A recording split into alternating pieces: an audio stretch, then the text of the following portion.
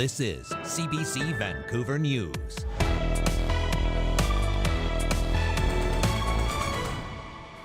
Our margins, like a lot of other people in our sector, are just razor thin to non-existent. Trying to hang on. Local restaurants hope you'll drop by during the holidays, even amid the financial squeeze. Times are tough. Inflation sucks.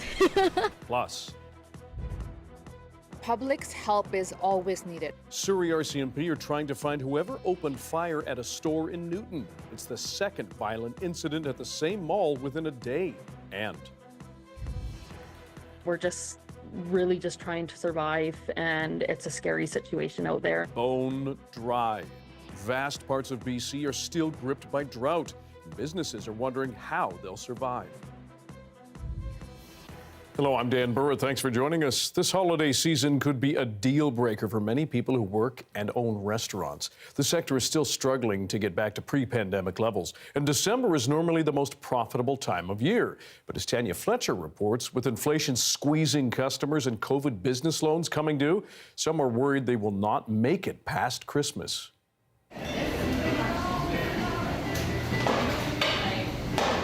It's 5 p.m. at Honeybee Bruncheonette on the edge of Vancouver's Chinatown, or as staff here call it, switchover time.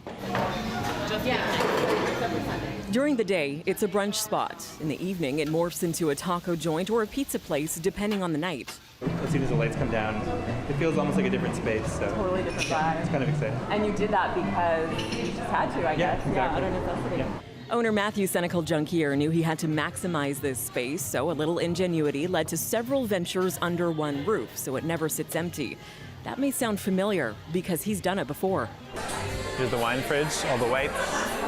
We first introduced you to him in the spring. He turned the back of this daytime cafe into a nighttime wine bar after the office lunch crowds didn't return post-COVID.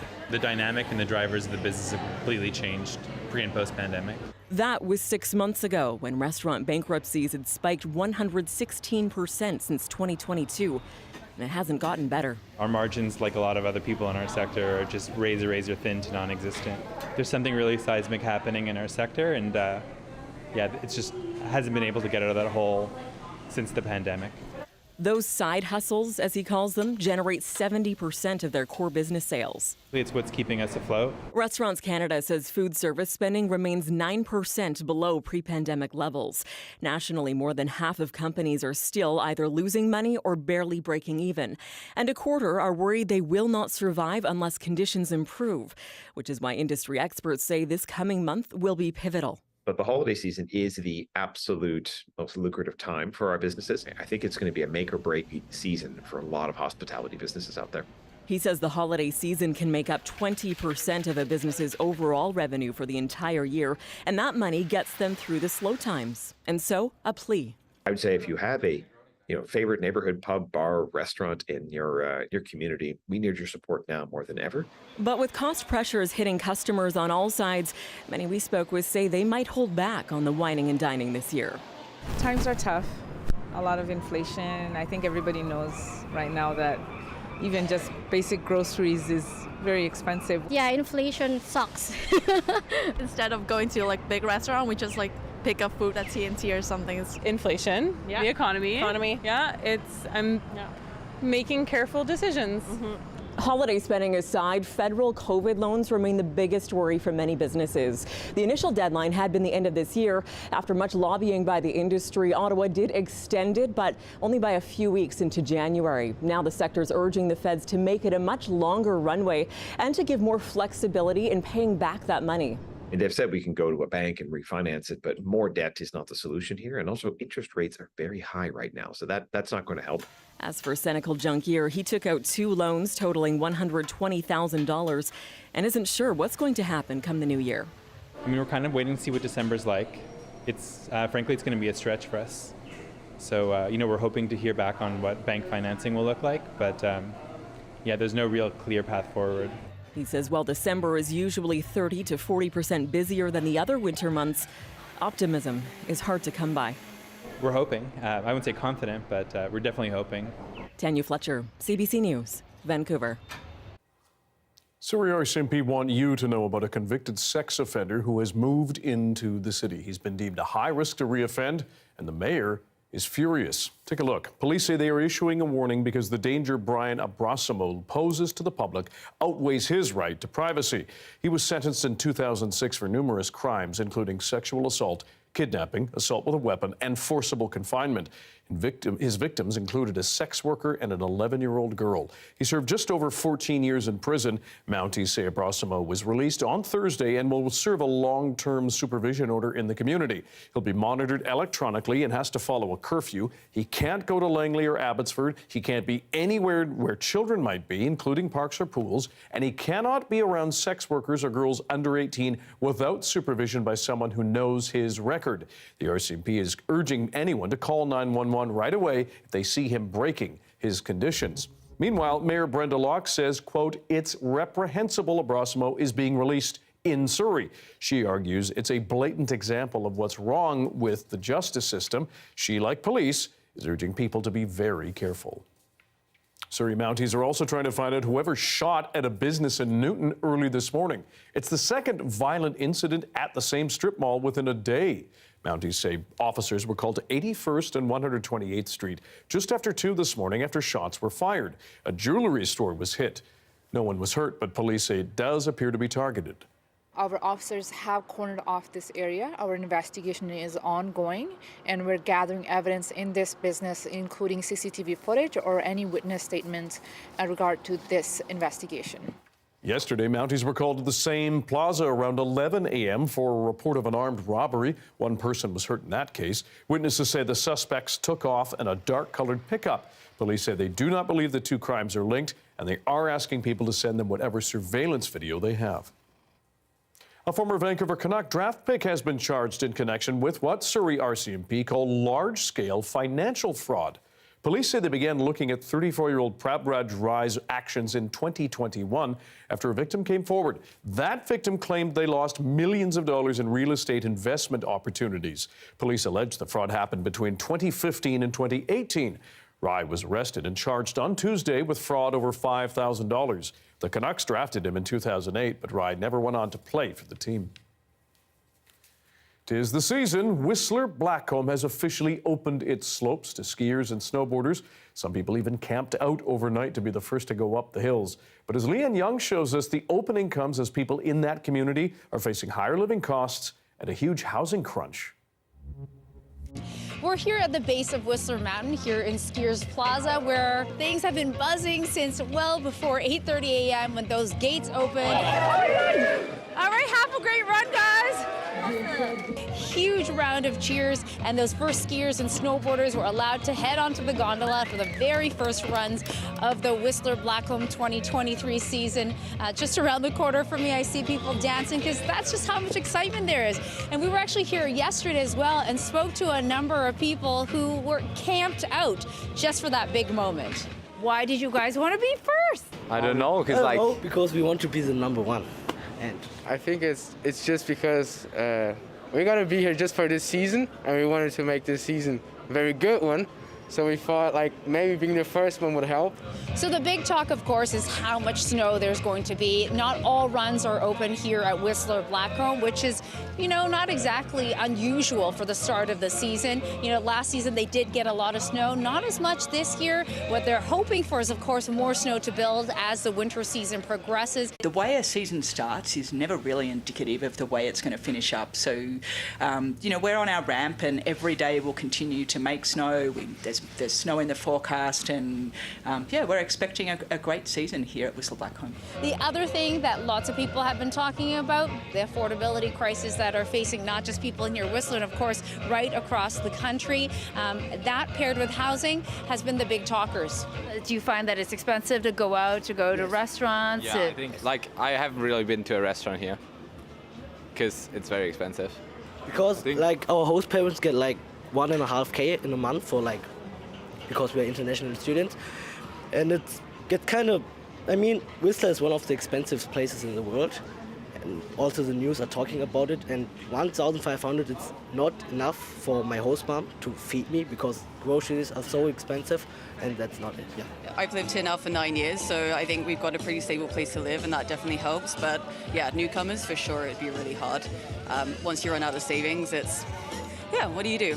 84% of Whistler workers live in Whistler, which is great, but we just cannot afford to rest on that. We need to continue to invest in housing, and we are. There's 400 bed units of housing under construction right now in Cheakamus Crossing, and that's critical to our long-term success. The lack of housing has repercussions not only for the people that live here, for the workers, but also for employers. People saying that it's very difficult to try and staff so many, of course, the service jobs, the thousands of service jobs that make this community run. So what they're asking for this season is for patience as you come down here and take your stab at Whistler Blackcomb.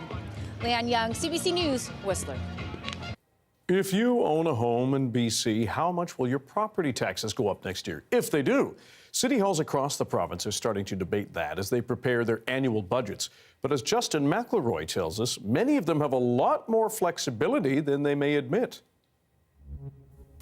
Over the next few months, BC municipalities will pass their budgets and raise your property taxes. And they will tell you they don't like it. I know increases like this are hard. Frankly, they suck.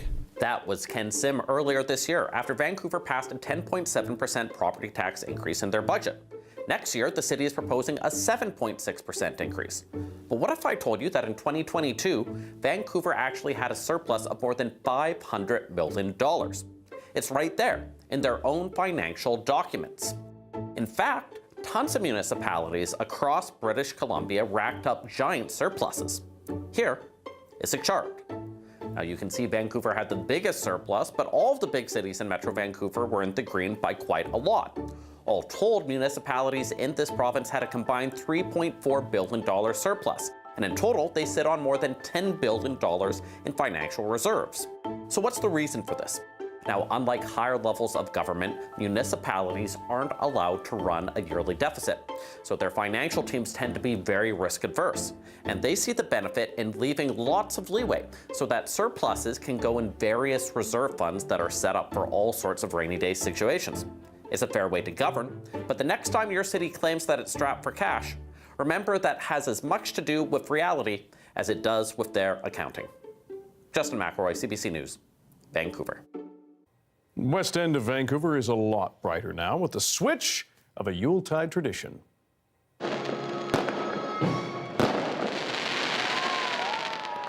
The annual Lights of Hope are now glowing outside St. Paul's Hospital downtown.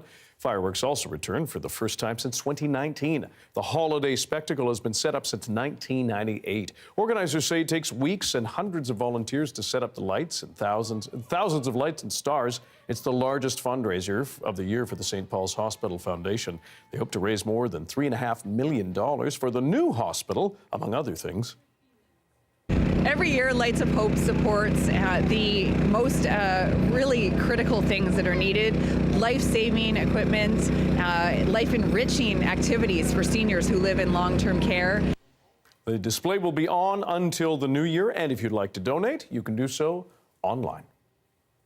Well, Kitsilano Michelin-recommended eatery was welcoming a well-known Vancouver comedian and his loved ones for a big meal recently. The owner joined our Amy Bell on CBC Radio's On the Coast to talk about the weekend fun.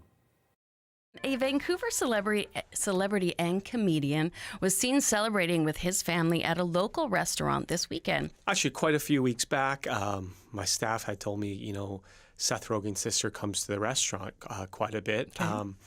And a couple days after that, actually Seth Rogen graced us for a meal.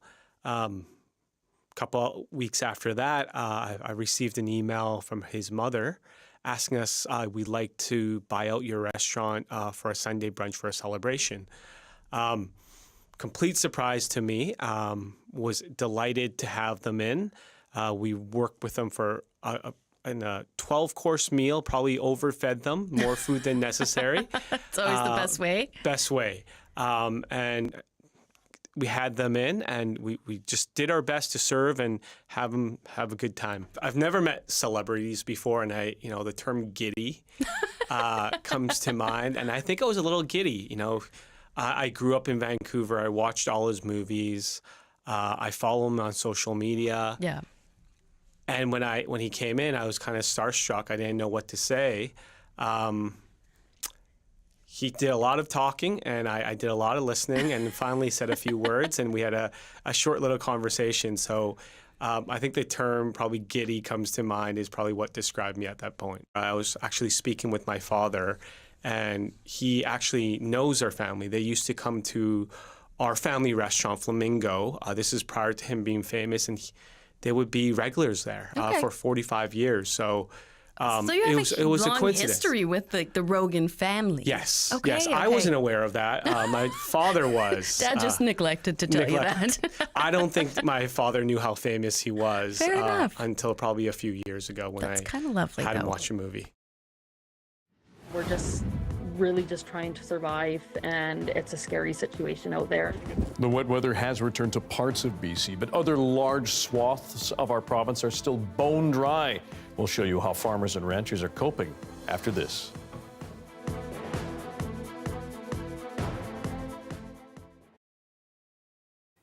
Hello to everyone watching our commercial-free live stream tonight. All week long, Indigenous Fashion Week has been front and center stage at the Queen Elizabeth Theatre, just across the street from us here. But do people know it's on and what it's about? The CBC's Edziu Loverin hit the streets to find out. We're here in downtown Vancouver on Musqueam, Squamish, and Tsleil-Waututh territories, asking people what they know about Vancouver Indigenous Fashion Week. Do you know about Vancouver Indigenous Fashion Week? No, I don't. Do you like going to fashion shows? Yes. What else would one do? It showcases Indigenous designers and Indigenous models. Wow, that's so good. You look beautiful. You're like a model too. Oh, thank you. I think it's incredibly important as a Canadian to support Indigenous creators, Indigenous designers. It's amazing, and I would love to see more of it. We should see it everywhere, not just Fashion Week, but everywhere. Yeah, authentic representation. Absolutely. And I honestly don't know anything about Indigenous fashion, so that would be for me a point of departure, right? Like, let's find out. Here we are at Vancouver Indigenous Fashion Week at the Queen Elizabeth Theatre. Let's go in. This is our fourth installation of Vancouver Indigenous Fashion Week. We're also the first Indigenous Fashion Week in the world, which is pretty cool, and we're just getting bigger. I think Vancouver Indigenous Fashion Week means to Indigenous audience members that there's a place to belong, and there's also a place to come and wear your best, walk in your finest, and just like enjoy being a part of the fabric of all this beautiful things that you see around you, all this culture, all this art. Like, I think it's a movement. Very encouraging to the youth to see that we are doing things as a whole, Indigenous people, making change, that it is possible to do.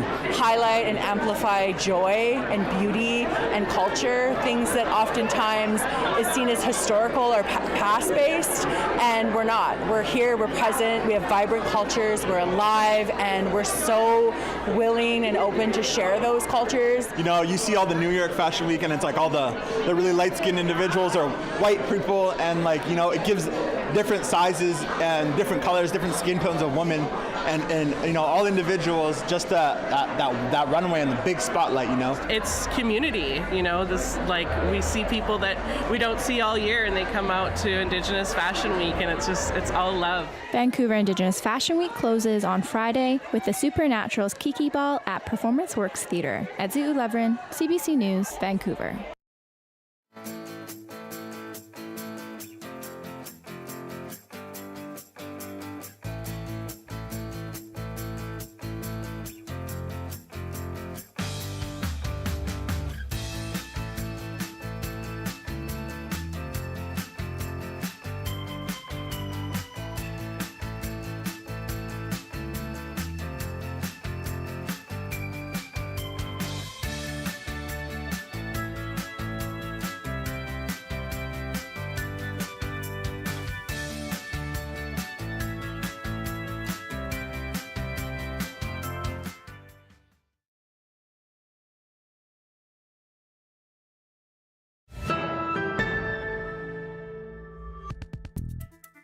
We are now into the normally rainy fall season throughout our province, but in some places you wouldn't know it. Parts of BC, big parts, remained under extreme drought warnings, and some farmers and ranchers say they are struggling to hang on. The CBC's Zara Premji has more on the potential impact across BC.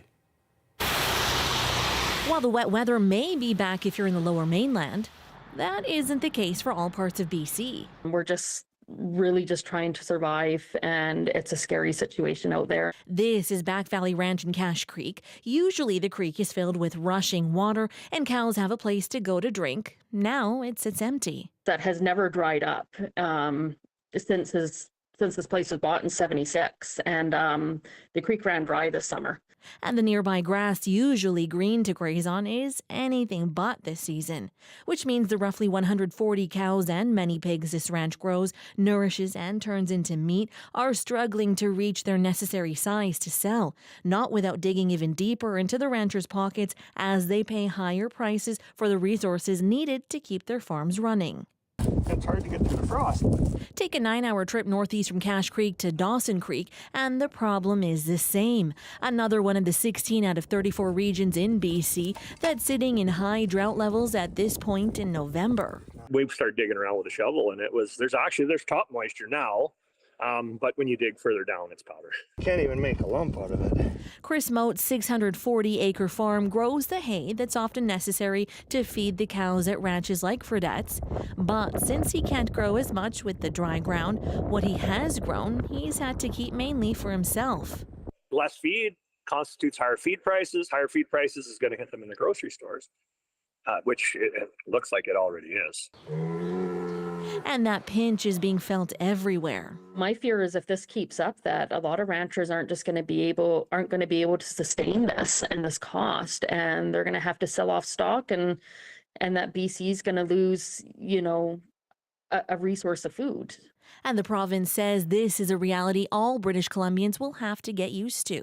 What we're seeing in the Northeast could happen to any one of the regions within the province. I do think we are going to see more of these cycles going forward, but also we have developed that expectation that water is always there, and it's not always there. While the farmers and ranchers say they're not sure how much longer they'll be able to survive a dry spell, the province says if and when the recovery begins, it will take at least 1 to 2 years to return to normal, with hopes that slow, steady rain brings the dry spell to a close. Zara Premji, CBC News, Vancouver.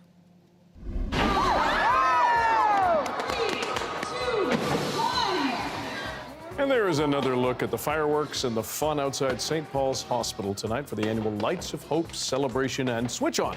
This fundraiser has been held in the city since 1998, and it was a clear night to switch on those thousands of lights. Darius Madavi will paint us a province-wide weather picture right after this.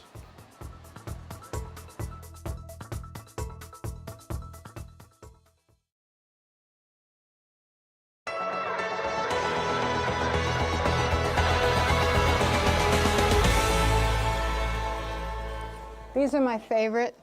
I used to be a ring girl for a wrestling company, so I made wings on all my costumes, and I felt like a superhero wearing them. Hi, my name's Rebecca. I'm the wardrobe wench for KISS. I've been working with the band for 20 years, but I've been on this tour, End of the Road like, for the past 2 years. I like the band, they're nice. They're nice to me, they tolerate me. They think I'm a weirdo, but I can do my job, so they put up with that. When I was living in Montreal, I had no idea I'd be working for KISS. I knew they existed, I knew their music, but it was just, I was punk rock, so this isn't punk rock, but it's really cool. I'm a glorified cleaning lady, and I don't care. I clean the costumes, maintain them, make sure they're all fixed. If anything breaks, either fix it myself or find someone who's better than me to fix it. Every night, I'm responsible for getting the blood off of this, making sure it's not stinky, and prepping it. We get cheap vodka, and we mix it with tea tree oil or lavender, and put it in a spray pump and spray everything, and the smell goes away. I'll show you Paul's boots because they're beautiful. This is a perfect job for me because I like shiny leather, studs, and spandex, and buckles and belts, so I'm pretty happy. I buff all the residue from him playing guitar and shoe polish off every night, and he wears these on his hands like cuffs when he plays guitar. All mirrors, his guitar strap is fed underneath so he can play. So I have to put Gene in his armor so he could perform on stage, because you can't really do this yourself because it's a bunch of clips and the clips clip onto other things and everything's in the back. So it means a lot to me to work and be here and think, wow, this is probably the best job I ever had in Montreal, and I'll be leaving tonight, but it's good.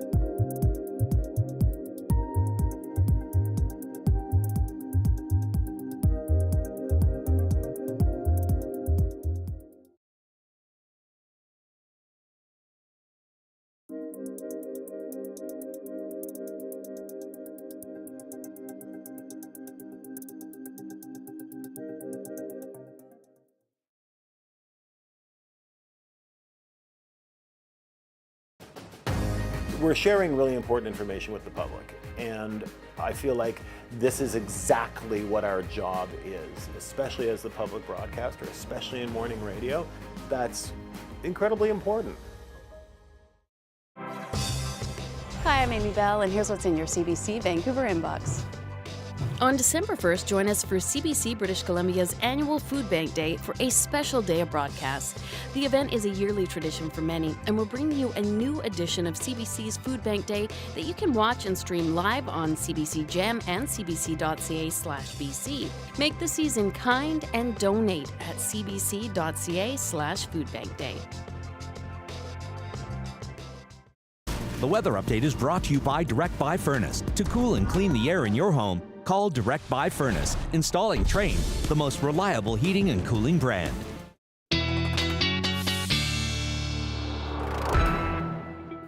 Darius Madavi is here with our BC-wide weather forecast and a drought update, and we know things are pretty concerning still.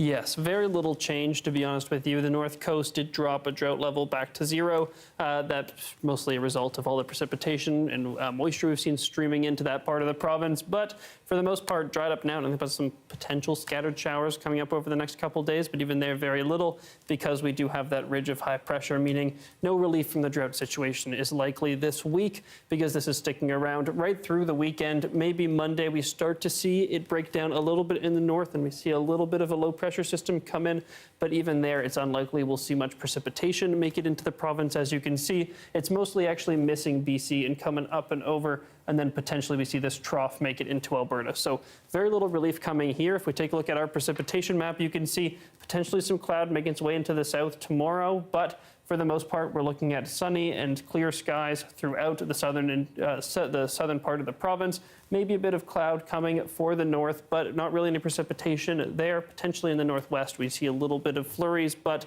even that, not by no means certain. Temperatures are coming down because of the ridge of high pressure, letting all that heat escape, no cloud to keep it locked in. So expect that things will be a little bit cooler over the next few days. But on the coast, again, we have that moderating effect of the Pacific, so we won't see temperatures change too much, just a degree or two coming down. But in the southern interior, much more of a change. We're dropping well into the negatives, around -5 at the coolest, as our daytime highs, much cooler at night even. If we look at our conditions tomorrow, we see that bit of cloud sneaking into the southern interior at times, but there should still be plenty of sunshine for most of the day. Nothing but sun here on the coast, though. And then if we take a look here in Vancouver, we can see sun, sun, sun, sun. And then potential for a little bit of rain on Tuesday, but even there, it doesn't seem very likely at this point. If we see that system change and become stronger before it rolls through, then maybe, but not really going to look like much is happening. Okay. Thanks, Darius. Thanks, Dan. That's your late news for Thursday. For news anytime, check our website, cbc.ca/BC. Your next local news is on the early edition on CBC Radio 1. That starts tomorrow morning at 5:30. Good night.